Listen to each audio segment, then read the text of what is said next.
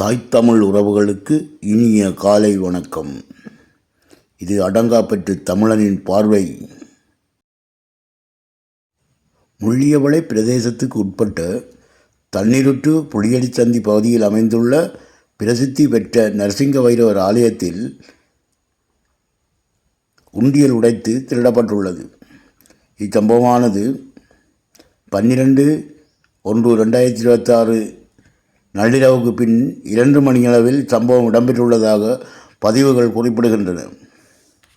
மேற்படி அமைந்துள்ள புளியடிச்சந்தி நரசிங்கர் ஆலயத்தில் பெருமளவான அடியார்கள் தினமும் வழிபட்டு வருகின்ற அதேவேளை உண்டியலிலும் பெருந்தொகையான நிதி மாதம் மாதம் சேர்ந்து வருகின்றமையும் குறிப்பிடத்தக்கது.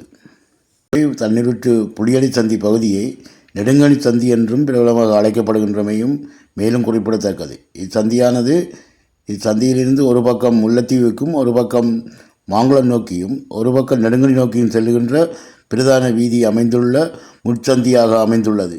இச்சந்தியில் உள்ள ஆலயத்தில் பெருமளவான பக்த அடியார்கள் தினந்தோறும் வழிபட்டு வருகின்றதும் உண்டியலில் பெருமளவான பணம் சேருகின்றமையும் மேலும் மேலும் குறிப்பிடத்தக்கது.